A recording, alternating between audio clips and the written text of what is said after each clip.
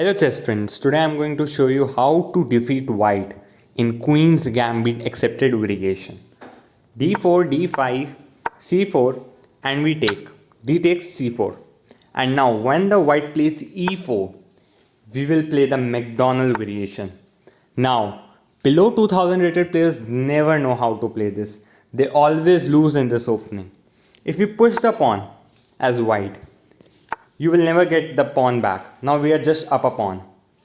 a4 you can strike back, but we will play knight to f6. And now your pawn is falling. You protect it, we will push the pawn. And see, the black knight has to go back. As the knight will go back, we will take the e4 pawn.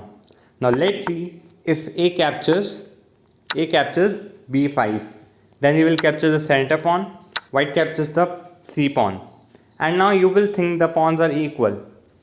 White has 3 pawns and 1, 2, 3, 6 pawns, and we also have 6 pawns. So 6 versus 6, this position must be equal for you, right? But bishop to c5 and see the attack. If you push the pawn, the queen check is coming. Let's see if the knight protects. Then we can directly take that knight. If the queen protects, then again we will take the pawn. There would be a counter check of course, but you can just move the king. Notice you cannot bring the queen, because after the queen trade, there would be a check. White will bring the knight up. We will take the rook of course, but after this, your rook is just trapped. You cannot protect it. It is just trapped. So the position is kind of like equal. White can sustain this position.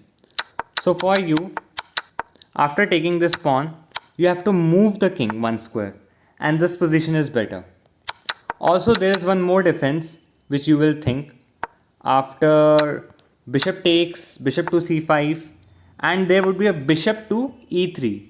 Now here, this is not a defense, because after the pawn takes, there is queen to h4. Notice you can take this pawn, and you are going to win the rook easily. Also, the bishop is hanging. Now let us go back and see if white doesn't pushes the pawn. You should remember, white pushes the pawn, you have to play b5. a4 strike, you will get your knight out. Okay, remember that. Now let us see if white takes the pawn, takes the c pawn. We will play bishop to b4 check. Knight will block, and then you can take into the center. The queens cannot be traded because the knight is pinned and it cannot move, so you will win the knight easily. There is a counter attack, but after takes you are winning the pawn. So queen will not be traded. Black will play knight takes, bishop takes knight. After pawn takes, you will take the center pawn, and white has to give the pawn away. But you have to defend the pawn, the f7 pawn that has been targeted. After the knight moves, you have to bring your queen back. Now let us go back and see if after takes, and can we directly take the pawn in the center. We will not give the check, but we will directly take the pawn. Now if the queen gets traded, your pawn is going to promote soon, and this is a good position for you. But let us see if after takes it blocks with the knight. So what can you do?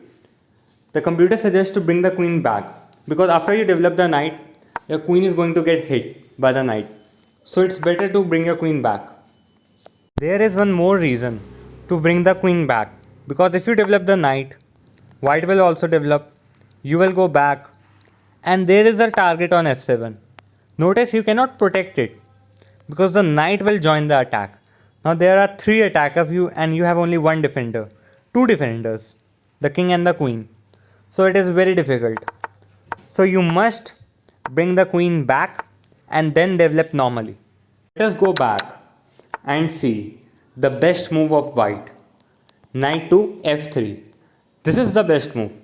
Now we will take into the center. If white queen takes, then the queen trade, of course we will do it, and we will play the game normally.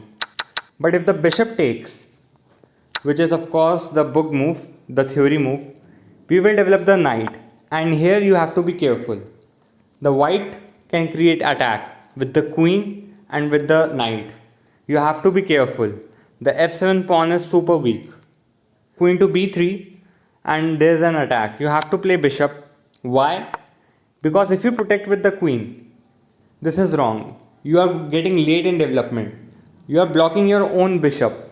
You have to play g6, you have to develop your bishop, then your knight. It will take you too long to develop. So first of all, get your bishop out with a check. Any of the piece blocks. Then you move your queen to f6. And now your f7 pawn is protected. If white pushes the pawn, you can just slide your queen. And white will castle shortly. And this is a drawish position. Also you can protect after the bishop comes out. We saw the knight coming out. If the bishop comes out, you trade and then you play queen to f6.